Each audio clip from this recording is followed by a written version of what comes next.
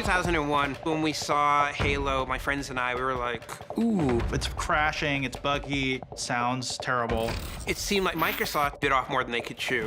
And each build, it didn't seem to be improving at all. Like, at some point, it wasn't about making Halo perfect. Honestly, we were just focused on how do we get this thing on disc in time for launch.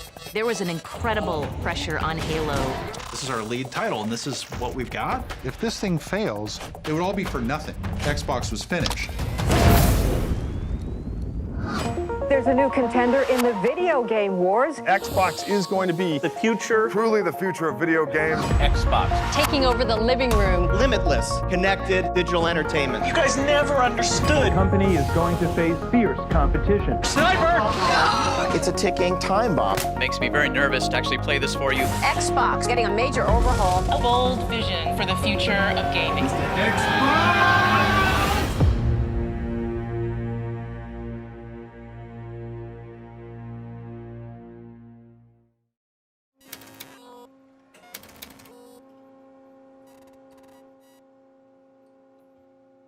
Soon, you will be food.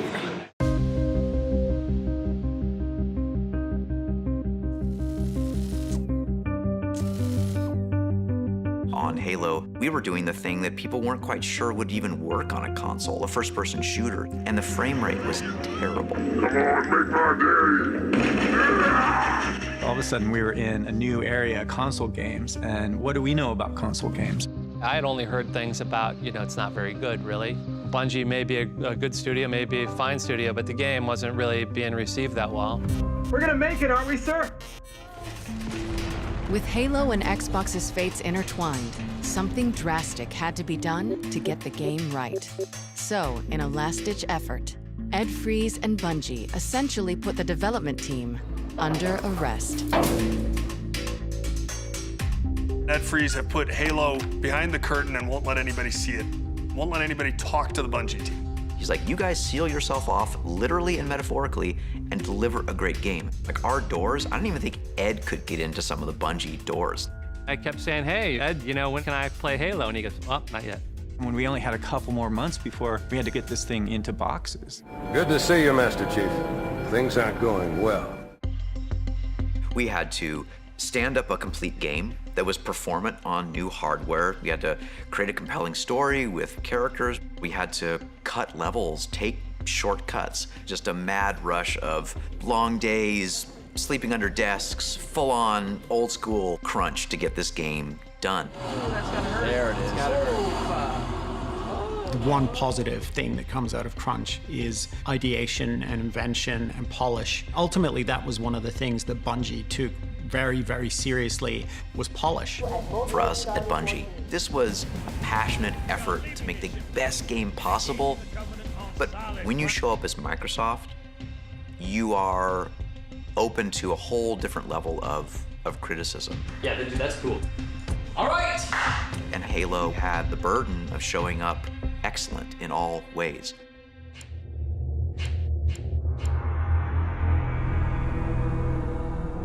We had no idea Halo was going to be a hit. We hoped people would like it.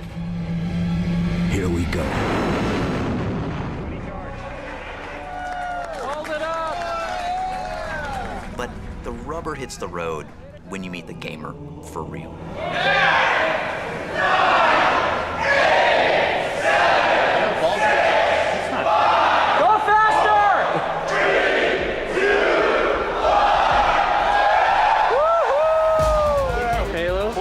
Anybody else? Halo? Halo, yeah. Halo. I remember very vividly going to local launch events. Hold it up! Starting to look at chatter online with fan sites, and then game reviews, and then comments, and realizing, oh my God, people like it. How the hell are we gonna beat this game? Halo, which had problems entering the fray, came out on day one, and it was amazing. It was really amazing. I just felt that sense of possibility. Damage Jenkins, fire your weapon! That you could go anywhere and do anything on this beautiful, lush planet filled with things that were trying to kill you. They just did it so well. The controls felt natural. You could tell that it was going to be a breakthrough for first-person shooters. I didn't care that I wasn't using a mouse. I was using a controller. I was in the Halo universe, and it was fantastic. It was a bit of an epiphany of, oh, like you can do that? Like you can play this kind of game on a console? Awesome. Halo was a phenomenon. That dual player mode was wow. Landing on the beach with a warthog trying to protect Marines with Master Chief. It just blew me away, man. Banshee on flames comes down and lands on the ice and is skidding towards me across the ice, and it's gonna run me over and kill me, and it skids to a stop right in front of me. And I live. It was like I was there. It was like I had that experience. With Halo, Microsoft had that platform-defining title that you had to go out and buy an Xbox if you wanted to play. And that was something that I always envied and admired. Halo forms so much of the backbone of, I think, what Xbox is. Watching the feedback we were getting on Halo, the stories people were telling, it was a cultural moment. You getting Halo? Oh, yeah. Good, just checking. Without Halo, you know, we're not here. Halo, Combat Evolved. Microsoft estimated that they have sold 1 million copies of Halo in the US alone. 50% of Xbox owners are also Halo players. Xbox was the Halo box. That's what made it work. Halo broke ground in so many ways, in game control, camera control, storytelling, even art style. It inspired a lot of people to tell a different kind of story. It changed the game for Xbox, but I also think it changed the way we look at first-person shooters. First-person shooters had only really largely existed at scale on PC, and mapping those controls to the controller, they just did it right. It just felt right. No one had done it that well before. No one had nailed it. They just nailed the controls. So before Halo came out, the conventional wisdom was if you wanted to play a shooter, you had to do it on a PC because that's where you would have the precision with a mouse and keyboard to aim, make the small movements, to land that headshot on your enemies. What Bungie did with the help of Microsoft's playtesting and user research labs was figure out how to get something that would approximate that feeling on a console where all you have is the 2 sticks to move and aim. They weren't the first to do a shooter on the console, but they did it best by far. And the influence of what Microsoft and Bungie were able to achieve is still being felt in games today. Even today, it's the largest genre in console gaming. And really, because of Halo, Xbox became the console for first-person shooter fans. The multiplayer was transcendent. It was just something that you didn't experience on any other platform. Microsoft made a huge bet on broadband. Every single Xbox had an Ethernet port in the back, and it paid off in spades. You could use it for LAN parties and to system link on a LAN. Oh my God! PC gamers understood the joy of the LAN, the local area network. You make a network of computers in a local area, which means you have to be face-to-face and nose-to-armpit with gamers. Got the flag, I'm out the front. And it's a fun experience. You can all be in a shared virtual world and run around and do things that you couldn't through a modem just because you're all there connected and it's higher speed. Microsoft ushered that in for consoles. Manually plugging machines together to play games was not a new concept, but it had always required a lot of technical know-how. Now, the communal gaming experience wasn't just for computer geeks. It was for everyone. Right now, we have this game going here, which is 16. Downstairs, I was just down there. They probably by now have at least a 16 game going on. They keep on bringing in more stuff, and it seems to be expanding. It was a communal party, multiplayer atmosphere that you could have with a massive group of people and have multiple consoles all connected. We'd get together at like 8 a.m. and play 16-player Halo all the way till 8 a.m. the next day.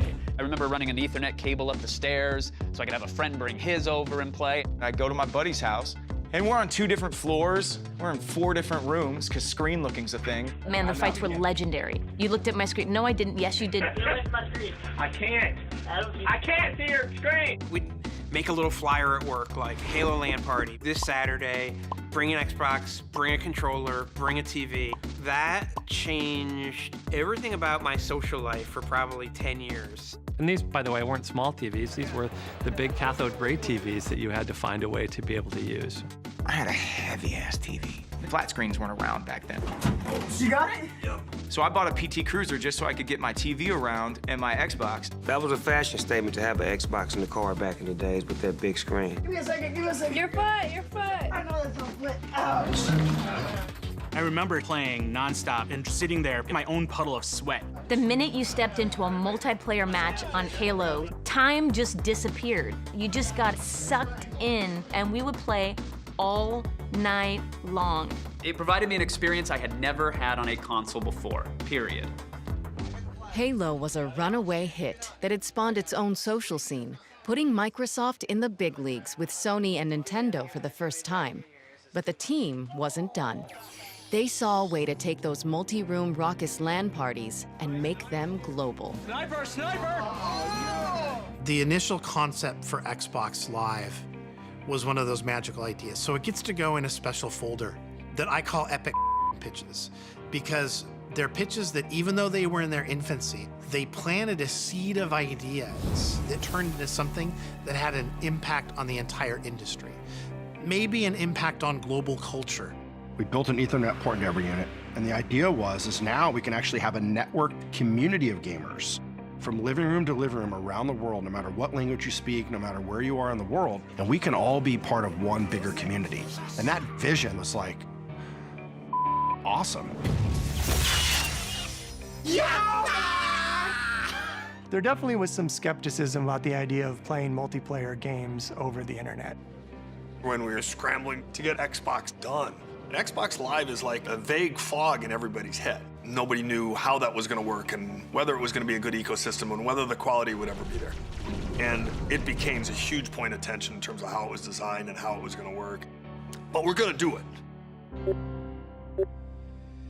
Microsoft is putting literally billions of dollars on the line to back us, but the program was fraught with risk. It required technology that really hadn't been built anywhere in the industry before. And those kind of tech investments are always risky. With so much riding on the success of Xbox Live, the team couldn't afford to develop it in a corporate vacuum.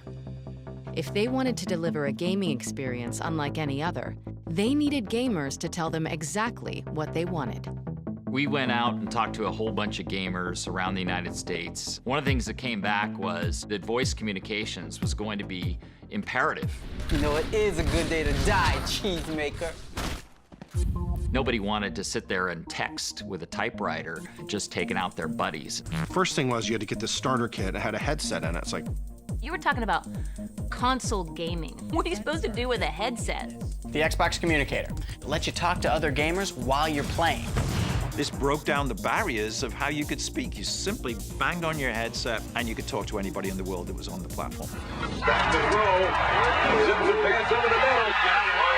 Your defense is offensive. Your defense is offensive. Building that global couch where people can talk and kind of virtually elbow each other with 4 gamers on 4 continents and have it all perfectly fluid through headsets, just as if they were sitting in the same room together. This was before Skype. So the notion of low latency, great quality voice, we had to go build out that tech. I like this one. You did your own digital personal ID remembers your moves. That's a good idea. Yeah. We're creating this giant gaming universe for gamers to play in over generations. We knew it was important to have this one identity that linked to you, where you could build your legacy in gaming. Your gamer tag. It's your identity on Xbox Live. The legend you build for yourself in this brand new gaming universe. Remember, you're building all your stats and friends in that name. Rather than have a gamer tag for Madden, a separate gamer tag for Halo, it's like you just want to be known as one thing. My gamer tag is the real B. My gamer tag is Cowboy22. A gamer tag is Hero Protagonist. It's King Doug. The Spaceman. Xbox Live wanted to bring that fundamental instant fun into the world of online gaming. You will never be without a game to play, anytime, day or night. It was a revolution in online gaming. The team was finally feeling confident. They had the technical know-how to build Xbox Live. But on the other side of that challenge was another, even bigger question. If they built it, would gamers pay for it? The technology was in the box, but the commitment from a player, we just didn't know how it was going to fly. That firstly, someone's going to pay $50 a month for broadband, but they also have to go tell their friends that it's worth it. I've never been shy to share my opinion. And there was one time where I was talking to Jay, and we ended up arguing about it all the way into the hallway. And it was me saying, this Xbox Live idea you have is the dumbest idea I've ever heard. Like, I hate this idea. Somebody's gonna pay $50 for multiplayer games when they can get it for free. And people did laugh at that and said, why would you pay for access? Because you're already paying for your game. It wasn't just me. It was like an entire division worth of people saying, what are you, nuts? So this experience had to be amazing. That was crazy to people. Like, who's gonna play multiplayer if they have to pay for it? Microsoft is taking the Xbox game system to a whole new level. Xbox Live. Future of video games arrives today. Microsoft is putting the Xbox online. Today, the Xbox goes live.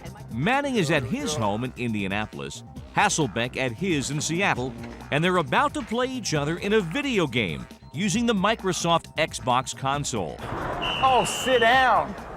Son, don't your coaches tell you you can't take a sack in the red zone? That is quarterback 101. Last night, we had gamers all over the country playing against celebrities here in LA, where we had our big premiere party. We're checking the perimeter. All right, so here I go. Xbox Live launched exactly 1 year after the original Xbox itself launched, November 15th, 2002. The launch of Xbox Live was almost like a second launch for Xbox. Blow up and kill everything in sight. Is that what you're getting? That's the idea, man. It's just like doing RoboCop. I'm gonna open up a can of whoop ass and see how it tastes. The two launch titles that I have such fond memories of, Tom Clancy's Ghost Recon, which was a port of the PC game, and Mech Assault, which is a third-person action-oriented take on Mech Warrior. Just light bulbs went off, just the magic was there. Live let us add the element of community and human society to game design. It was just immediately clear to me that this was going to be like the thing for video games. What Live did for Xbox was it created this community that once you got into it and attached to it, it was very hard to leave. I met so many people online playing games that I never would have been cool with based off of us playing each other, me beating him, him beating me, him having some great plays. And there's an extraordinary number of like 50-year-old males that play Xbox Live together. And they will not go to another system because their buddies aren't gonna go. So they're only gonna buy a system to hang out with the guys so they can play while the kids are sleeping and they're gonna play Call of Duty or something, right? Every night, me and my homies be on a party with about 15 or 20 of us, and we be talking about what happened in the day if we playing the games, and it's just like a great gossip line for some grown-ass men. We had forecasted how many Xbox Live subscribers we were gonna have, you know, month 1, month 2, month 6, etc. Hey, we got 50,000. Hey, we got 100,000. Hey, we got 1 million. Hey, we got 2 million. It just kept growing. And that happened like I wouldn't say instantly, but pretty damn close. It happened very, very fast. Xbox Live was unprecedented. Everybody else's version paled in comparison. What you think of gaming today, being on a headset, talking with friends, playing games, that just seems commonplace now because it is commonplace now, but Xbox made that possible in a big way. Xbox Live could be considered one of the very first social media platforms. Before Facebook, even before MySpace, Microsoft really did pioneer the very first interactive, dynamic social platform. Quite frankly, Microsoft proved to the world that online multiplayer was going to be the key to the future. Gamers flocked to Xbox Live in numbers that even took optimists within Microsoft by surprise. But while the platform was teeming with newly devoted fans who loved sniping their college buddies from different continents, there was one consistent complaint. What happened to the game that put Xbox on the map? Where was Halo? When we started working on the second Halo game, the weight of expectation came crashing down on us. Halo 2 had to be a blockbuster movie, and that was always a danger. Is what if we just pushed to do this big AAA spectacle and miss the heart of what made Halo a success in the first place? God damn, we have a lot of work to do between now and E3. Everybody on the team had a different idea about what being more excellent would be. We loved that you could get into vehicles, for example, but it frustrated us that you couldn't, like, tear someone out of a vehicle and jump into their vehicle and take it over. So boarding vehicles became a huge design initiative. Look out! We were really good at coming up with great ideas. We weren't quite as good at production discipline and figuring out how to right size all those ideas, fit them into a box, timeline, and ship on time. When I got there, they had reached a point in development where they were basically going to have to cut half the game and in some ways start from scratch on a lot of the promises that they'd made themselves. Within a year, it became clear it wasn't working. Just the way the game felt, Jason really wasn't happy with. He looked at the game. Yes. And he came to me and said, you know, we have a problem. I'm gonna have to rework a bunch of the work, and it's effectively gonna add another year to the schedule. Jason, help. There was a lot of pressure. How could we ship a better game than Halo? And from Microsoft's point of view, Xbox's point of view, how can you ship that game as quickly as possible? This is now by far the most valuable franchise that we have. You know, this is Halo. We can't screw this up. Jason's saying he needs a new year. Time for me to step up and do my job as a boss. I do know that Ed went to bat for us. Ed was very much a purist. He was about creating great games and giving the dev teams the time they need. And that is at conflict sometimes with actually making a profit. So to me, it was a no-brainer. But Robbie wanted to put it in front of the other leads on the team because Halo was so important. It's going to affect, you know, the Xbox Live team and what they do. It would affect the continued marketing of the platform and things like that. Microsoft back then was a technology company. Software shipping on time at quality was a big part of the rhythm of the business. So we go in and we have the meeting, and Robbie basically goes around the room and takes a vote. And it went around the room and everybody voted to keep it on the original schedule. I walked out of the room and basically I just threatened to quit immediately. Robbie gave in, calmed me down, and he agreed, and he gave us the extra year for Halo 2. Ed got the Bungie team the time they needed to finish the game, but the delayed launch had a ripple effect throughout Microsoft. Really, that Bungie meeting was the beginning of the end for me. When I walked out of there, it wasn't just that I was mad, it was the first time I could imagine leaving the company. I mean, I'd been there since I was in college. I had a lot of stuff going on in my life. About to turn 40, I had been at the company a long time and made plenty of money, so I didn't need to be there. Within the next 6 months, I quit. In January 2004, Ed Fries resigned from Microsoft, while Bungie set out to finish what they'd started, creating a sequel to one of the most popular titles in console history. The extra year Fries bought them turned out to make all the difference. Not only did it elevate the game, it built fan excitement to a whole new level. The lead up to Halo 2, I had never experienced anything like that in my life. It was genuinely a pop culture event, and I don't say that lightly. 7,000 stores are opening on midnight. They've been waiting a long time for this. They were chanting, Halo 2! Halo 2! Halo 2! Just felt like something new was going to happen in entertainment. Because Halo 2 is the best! Halo 2 is everything! Xbox's Halo 2 is expected to generate more revenue in 24 hours than day one sales of any full-feature movie in entertainment history. Halo 2 is probably, you know, one of the biggest phenomenons to ever hit my life and a lot of people's lives. It was the biggest day in entertainment history. Halo 2 sold 2.4 million units in 24 hours. Here was a video game, for the first time, really crushing movies. It was a coming-of-age story for the video game industry. This game is simply the best game on the planet. I played Halo 2 with my friends literally every night for at least a year. That's how transformative Halo 2 was for me, and what it did for Xbox Live. There had been nothing like that ever. With the innovative success of Xbox Live and a full-blown cultural phenomenon in Halo 2, it seemed like Microsoft's bets were paying off.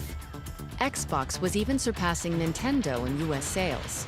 On a winning streak, the team put their eyes on an industry-changing follow-up to the Xbox. When I arrived at Microsoft, it was my job to think about the way that the gamer was going to be using this 2, 3, 4 years after launch, and how do you continue to deliver content. We started then to plan this multi-billion-dollar investment that became the Xbox 360. Xbox 360 is the new entertainment system that's designed around high def, wireless, and always connected. And it doesn't stop there. It's totally personalizable, so you can change the way it works and the way it plays and find your friends no matter what you're doing. When they unveiled the 360, I saw a very powerful console with a stunning interface, with a focus on being online, always connected. This was all stuff that they had sort of experimented with the original Xbox and Xbox Live, but now they were building it into the core experience of the console. Xbox 360 was 5 to 10 times more powerful than the original Xbox. To achieve that, we had to push technology and solutions that didn't exist in the previous generation. We had to go explore things that had never been done. As opposed to leveraging a lot of off-the-shelf components and existing technologies, we're actually building a brand new processor and chipset for this particular console. So we're taking a lot more of that engineering effort on internally. At the heart of the Xbox 360 are 3 IBM CPUs. Whatever you'd heard about the PlayStation 2 emotion engine, whatever big wild dreams you had created in your head, we needed to create a leapfrog product that said, hey, this is even more powerful. This is the most powerful console on the planet. And so we evolved the Xbox from a powerful console that plays all the games you love to a console that connects you to all your friends and connects you to a lifestyle, this digital entertainment lifestyle. We involved movies, we got content generated that you could access, music. The magic in Xbox 360 is it does so much more than the original Xbox did. Xbox 360 Guide, it is your launch pad to all of your digital entertainment. Here you can store your pictures, videos, and music. We've also added a new concept called achievements, sort of a record of everything you've accomplished across your entire library of games. With Xbox 360, we've created technology that will enable people from every age and every corner of the planet to gather together in new ways. A product with games at its core, surrounded by limitless, connected digital entertainment. Everything we were trying to do had just never been done before. We're really focusing hardcore on building an online experience for Xbox around games. Gaming was always first, but this was no longer just the ability for you to play a game online. This was breakthrough thinking. We built Xbox 360 with a mission. They showed it as a media hub in your living room. You could connect other devices to it, you could play your photos, you could do this, that, the other. They targeted a broad range of gamers. They were building this thing to be future-proof. Microsoft's new Xbox 360 will be first to hit stores' shelves this fall. It's huge. It's a big, big statement for us. The next generation of consoles starts now. We wanted to try something new with the Xbox 360 launch. Xbox rules, man! Favorite game. Woo! Where are you guys from? Did you drive far? Well, yeah, from Indianapolis, Indiana. And Kansas City. Los Angeles. Los Angeles, Hollywood. I came in from Minneapolis. Land of Florida. Yeah. That's the only way to get it on the 360. You hear me? Hey, this is Xbox Live's Major Nelson. We're here at 0 Hour in the Mojave Desert. Hey guys, you ready to go? Woo! Tonight marks the biggest gaming event of the year, and it starts right now. 0 Hour was this in-person fan experience in the desert in California. I was at G4 at the time, and I remember we got wind that they were just gonna throw an epic party for Xbox fans. This is Xbox 360, I'm hexed! We had a hangar in the middle of nowhere and decked it out with hundreds of gaming stations. We are seconds away from this hangar opening and all of these people getting a chance to play the Xbox 360. And as the doors start to open, like the biggest doors you'd ever seen, you knew that you're about to run in to what would be the future of gaming. Are you ready? And we basically said, hey, come here and you're gonna be the first to play games, and we're gonna sell you consoles here as well. Thousands of gamers came, people that had met on Xbox Live that had never actually seen each other in person before. People were so happy. It was a magical launch event. 0 Hour event was a huge success, a massive celebration. We had so much pride in this product. Was this a transcendent moment for you? Oh, yes. The excitement generated in the desert spilled into the rest of the country as the console became available to the public on November 22nd, 2005. I waited in line in like freezing rain for like 3 hours outside this Best Buy to try and get a slip so I could get an Xbox 360. I was so stoked when I got it. I took a selfie. They had a great launch lineup. They had the gamer in mind first. It had the features that I would want in a console. They had the games for casual gamers, for hardcore gamers.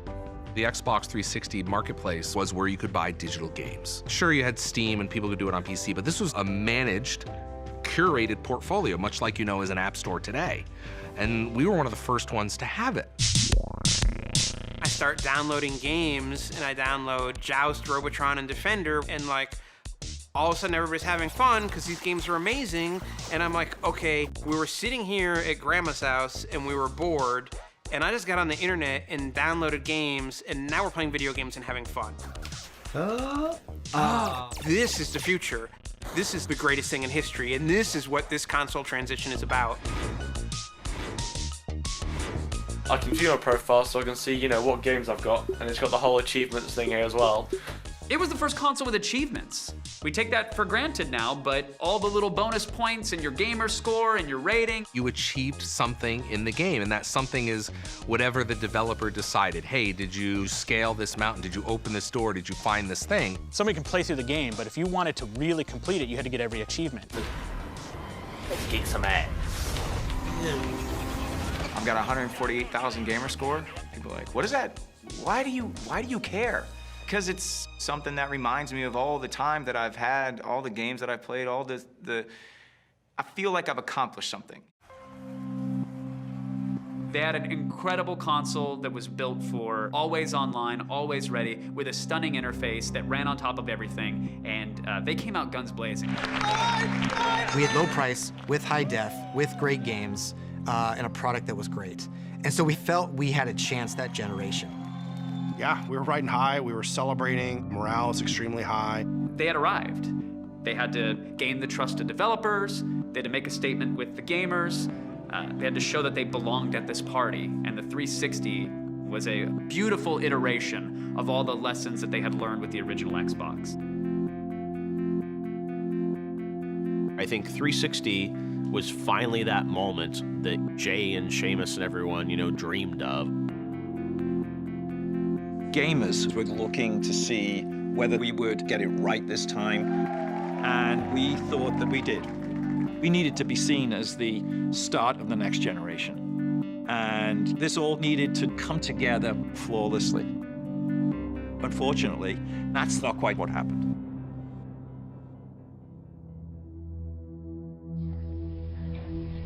This is called an E74 error.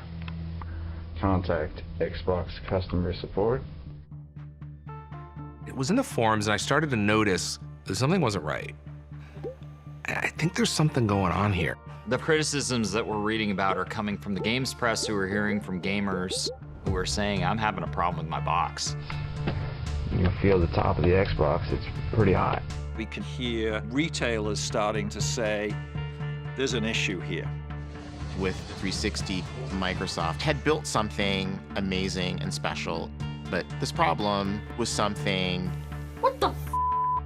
that could kill the Xbox and all the work that they had done to get to this point.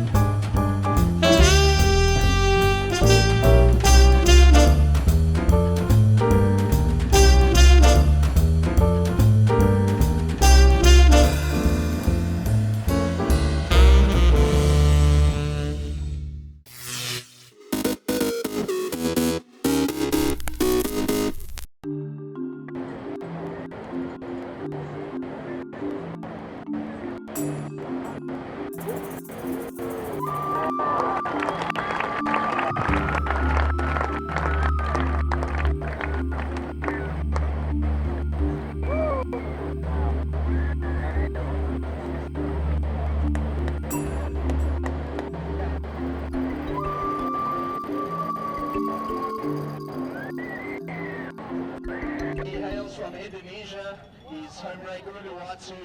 Congratulations to Rio Waida. Rio takes home 10,000 points. And he wins almost 340,000 Rand with that. So congratulations.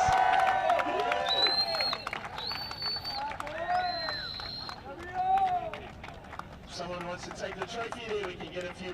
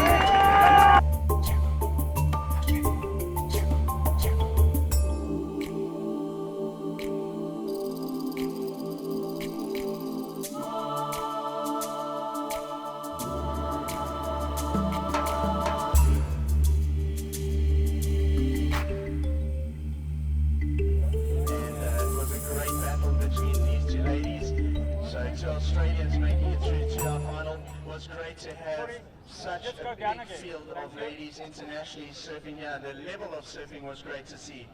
So taking second place at the Belito Pro 2022 from Australia, well done Macy Callahan. Macy, I'm going to ask you to say a few words. I don't know what to say. Congrats, Molly. It's been an amazing day and an amazing trip to Africa. I'm so blessed. And yeah, thanks to the crowd. Today was awesome, and all my sponsors and everyone else. Congratulations, well done. And then taking out the title of the Belito Pro 2022, presented by Neil, the great Belito Pro trophy that'll go home on the plane. Congratulations to Molly Picklin from Australia.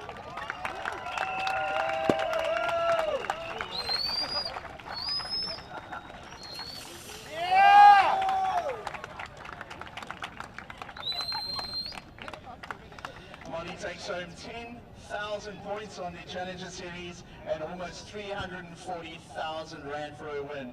Molly, let's have a couple of words from you. Yeah, so firstly I just like to thank WSL for putting on such a great event and for being so flexible with getting over to Bathers to get the best opportunity for us girls, and obviously well done Macy, she always brings out the best in me and I really do appreciate. You know, we're from the same town, so versing each other is really special. And to all of you guys, thanks so much for coming down and supporting. You guys have an incredible backyard, and thanks for being so welcoming. Thank you.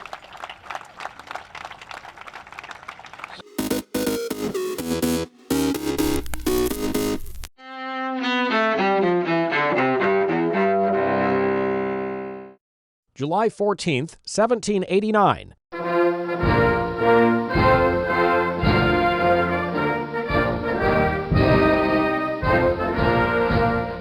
Start of the French Revolution, whose impact is felt across Europe for generations to come. Citizens in Paris stormed the Bastille prison, a symbol of the French monarchy's tyranny, and released 7 prisoners inside. 1881.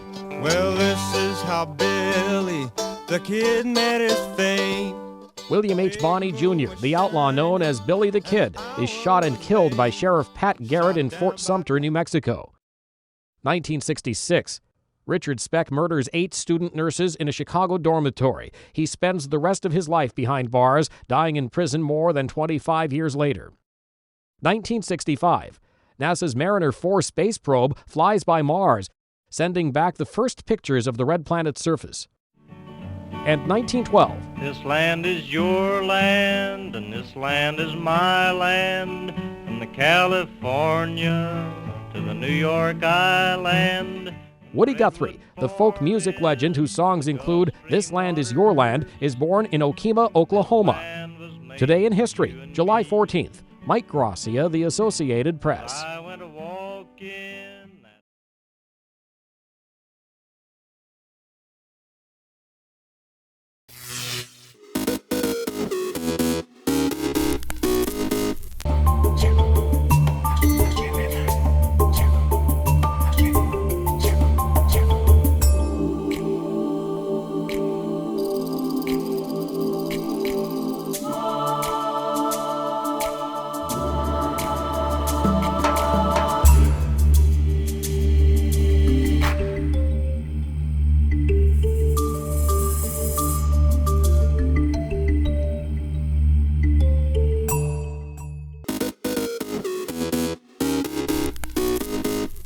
Welcome back in our studio, and in today's news,